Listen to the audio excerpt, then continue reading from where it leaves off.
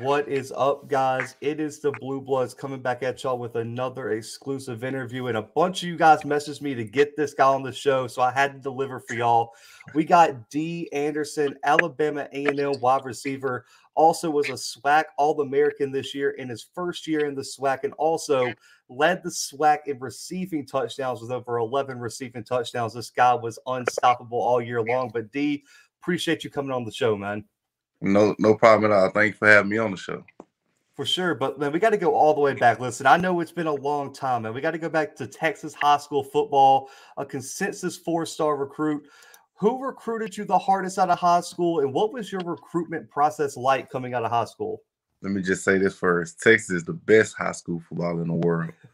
But who recruited me first? The first team to recruit me was actually Boise State.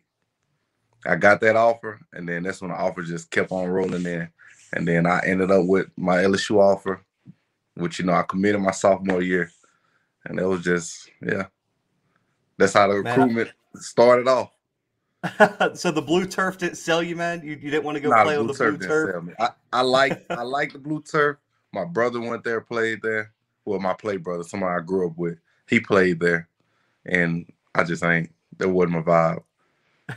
Man, it gets real cold up in Boise, man. Once it hits like November, December, way too cold. But man, talk about your decision, to commit to LSU. Like you said, you committed very early on in your recruitment process. What sold you on LSU? And, was it teammates, coaches, the environment? Talk about why you committed to LSU so early. My recruiting class, I had Devin White, Michael Devaney, Stephon Sutton. All of us were close guys.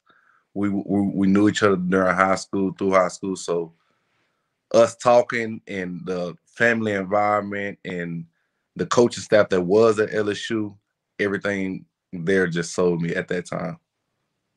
Absolutely. And so you end up transferring out of LSU after the national championship season, man. You decide to go to Oklahoma State to play for Mike Gundy. And listen, I mean, that's also, you got two great programs that you've been playing for. What played in your decision to go to Oklahoma State, and why did you decide to transfer out of that program after a season? My decision to go to Oklahoma State, me and Coach Dunn talked, Casey Dunn. We had a good conversation, thought everything was going to be a perfect fit when I came in. And came in, it wasn't everything that was said to me. So I decided to leave and give myself the best opportunity to put up the most stats.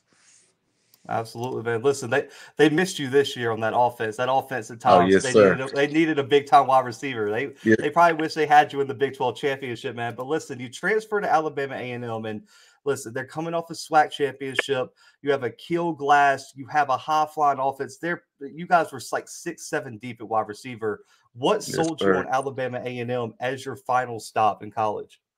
My final stop, the only reason, not the only reason, but the reason that really sold me, no lie, is Aqeel Glass. Great quarterback, great dude. Love being around him this time that we had together. And he's the main factor that sold me. And of course, the coaching staff and everything, but he sold me. Absolutely, man. Listen, so you talk about Aqeel. Describe what it was like playing with him. And on top of that, you guys had so many receivers. I mean, from Hilaire to Abdul to Juice to you. How competitive was it at practice between the wide receivers and in games to get the targets, get the catches, and get all the stats up? Oh yeah, it was a competition every day in practice and through the game. We had a little thing that said who was the standard. It started only for the receivers though. So like Abdul say he'll have a 100-yard game, a touchdown. He'll be leading in the stats. He'll be like he the standard. So at practice during the next week, we trying to be the standard. Who got the best stats? Who got the best? You know what I'm saying? But the whole receiver group and the quarterback, amazing. Love them. Each guy had their own strengths. So that's why we was number one in everything this year. Hey, that's a fact that Aqeel took it and won SWAC Offensive Player of the Year, and I believe you guys had both the first team wide receiver spots and you on the second team. I think almost every wide receiver got an award. So how big of an honor was it to be named a SWAC All-American in your first season in this conference? This is actually my first time hearing that, so I love it. That's great news, honestly. I mean, I feel like I earned it. It wasn't given, I earned it. I worked for it, and hey, it's a great feeling to be called an All-American. Absolutely, man. So, let's look back at your season as a whole. I mentioned you led the SWAC in receiving touchdowns this year. What grade would you give your 2021 season to Alabama A&M? Whew, I'm hard on myself. So I say I give myself a good B minus. It wasn't. I mean, of course, I was the leading receiver in touchdowns and stuff, but I feel like it was things that I left on the field. I had about 3 drops this year. I don't like that, and I feel like personally I could have had more yards and stuff, but hey, make the best of the opportunity I get. I like it, man. Listen, every Yes, sir. player I have on here is so tough. Like, I mean, we had Eric Berry, the Walter Payton Award runner-up, and he was like, "Yeah, I got myself like a C minus." I was like, "Yeah, how can you Yeah, it be was. literally any better?" But man, you've played at every level of football. You played in the SEC, played in the Big 12, played in the SWAC as well. What was the biggest difference between FBS and FCS football, if there was any? The biggest difference I say is because it's dogs on every level. Every level I played on, there's dogs. Um, I say the only really difference is the facilities and things like that, like facilities, training table, things like that. But every level I've been to has always been dogs. So hey, I listen. I like the message, man. There's too many FBS fans that just dismiss the FCS level, don't watch it, or don't think. You see draft time, they always pick you guys apart compared to the right. FBS guys in terms of film study and things like that. So I think it's good to bring awareness that there's athletes at every level of college football. But man, we got to go back all the way to when you step foot on campus as a freshman at LSU until now. This Dee Anderson we just saw become an All-American. How has your game evolved over these 5, 6 years throughout your college football career? My game evolved. I say the biggest thing in my game is technique, and then me knowing defenses and offenses, being football smart, having football IQ. So before the play, I can tell you what defense they're running and what's going to be open, like from what the quarterback should see. We can tell. I can tell you what like supposed to happen, really, almost. I mean, that's the biggest thing in my game. I mean, technique wise, I done got bigger, I done got faster, stronger. But the biggest thing is technique and football IQ. I mean, you got to know what you got. You have to be able to read defenses nowadays, man, especially with all the 100%. disguise coverages and things like that. So that relates to film study. And I love picking players' brains about this. How much film study do you do during game week? Like you got a huge game on Saturday from Sunday to Friday night. How much film do you watch on a team? We watch, I mean, personally, we watch film 3 times a week from all the games. So say Sunday to Friday, Sunday to Thursday. We watch film like 3 times a week. And then individuals, like not individual, like the quarterbacks and receivers, we'll get like a little extra film study in one time, or if we need it, if we're not connecting on plays, we'll do it 2 times a week. I like it, man. But the biggest thing I'm interested in is what do you look for when you turn on the film on a defense? Do you just study your corner matchup? Do you look at the entire defense as a whole? Kind of break down what you look for when you're watching film on a defense. First thing I look at it, I do look at corner first to see who I'm going to get, see the 2 corners that they have. And then I look at the tendencies that they like to have. Like if it's third and short, what are you playing? If it's second and long, what type of defense are you playing? I look at it all. Oh man, I like it. I like it. So every player has that idol that they try to mimic their game after, they watch a lot of film of in the NFL. What NFL wide receiver do you model your game after the most? I always said this during high school and all. AJ Green is a top just because he is long. He's long and top. And then Calvin Johnson. That's and one more. My bad. Dez Bryant. I, Dez I Bryant figured just that a Texas beast. connection.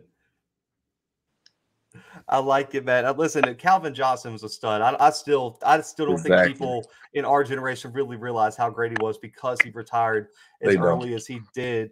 But man, some more of these lighthearted questions to kind of get to know you as a player. Okay. What type of pregame routine do you have? I know some people like the music, some people got to lay their uniform out, some people don't have any at all. But for you, how do you get ready for the game? So I'm gonna just tell you from the bus ride from the hotel. So the bus ride from the hotel, my first two songs are gospel. I don't know why, but it is. Then on the rest of the ride is R&B. I gotta slow it down, get my mind right, get everything right. And then game time when we on the field, it's Young Boy. I'm listening to Young Boy. I'm talking noise. I'm having fun. I have to laugh. I can't be too serious now. But I gotta crack some smiles and some jokes. But I'm listening to Young Boy. I'm listening to everything to get me hyped before the game. Get me right in the right mindset.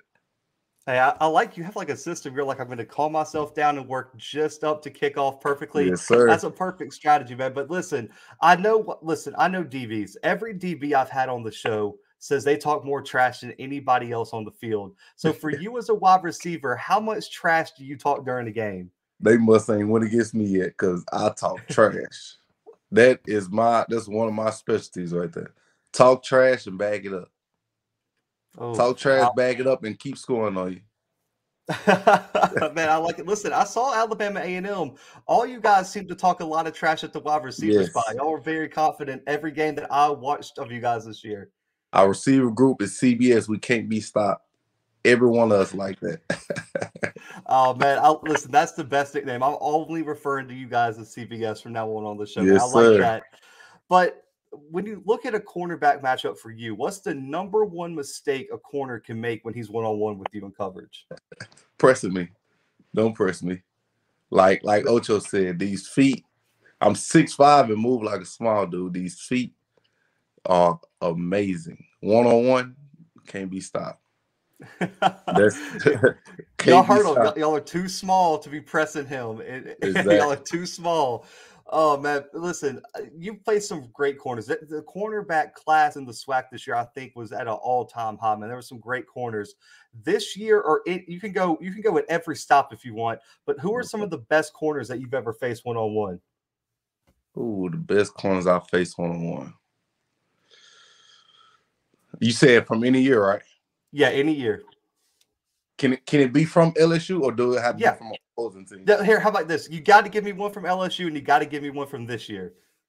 One from LSU, I say you can say Tre'Davious White or Dante Jackson, either one. And then from this year, exactly. This year, woo. Who was the best corner I played against this year? I don't know. I can't say a best corner from this year. You had to be careful with that one. Those SWAC fans will come for you real quick if you say the wrong name. It's like I said, it's some dogs in SWAC, but I really don't know the names, and I don't. You know what I'm saying? So hey, that's fair enough, man. That's fair enough, man. So as you've went through your career, man, you've been through a lot of trials and tribulations, transferring, going to different places, finding your footing.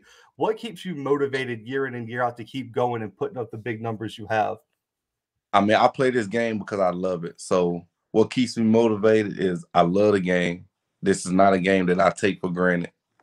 I grew up playing the game, and this game here, football is going to change my life, like change my family's life, change everybody's around me life.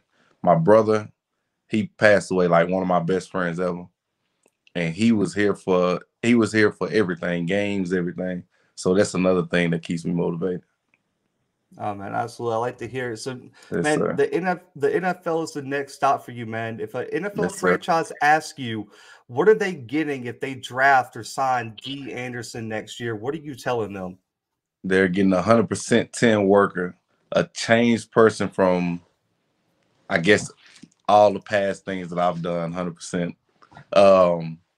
They're just getting a stud, like someone that's coachable, someone that loves the game, and someone who's dedicated to get it all, no matter what position they put me at. Anything, I will give it my 110% effort. Dee, I appreciate you coming on the show, man. I remember watching you play. I was actually a student at Auburn when you guys came to visit Auburn, and you were one of the starting wide receivers. Man. So I've seen you play multiple times in person. Huge fan. But listen, where can they find you? Social media, reach out, any companies you want to shout out for NIL, anything like that. This time's yours to give any shout outs or say anything you want, man. Okay, follow me on Instagram if y'all want to. My Instagram is stamped11, STAMPT11_.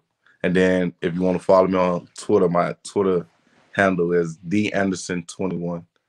And I just want to give a shout out to who I want to give a shout out to. Alabama A&M, forever LSU. We bleed purple and gold. Graduated from LSU. Shout out to Coach Gundy. Appreciate you too.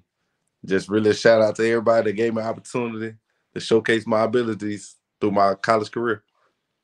Oh, man, absolutely. Guys, make sure to go follow Dee and his path to the NFL now that he has headed that direction. And also, the more support these players get, the more opportunities in terms of NIL, sponsorships, and things like that they get. So always support the players. Like the video, drive up the views, and comment anything you need to ask Dee and everything like that. And I'll get him the questions for you guys. But, man, Dee, I definitely appreciate it, man. And good luck on your NFL journey, man. I'm going to be staying in touch for sure, man. And we'll have to get you back on after the NFL draft and everything like that, man. Yes, sir. I appreciate you so much. Absolutely. But, guys, for Dee, myself, and the Blue Bloods, we are out.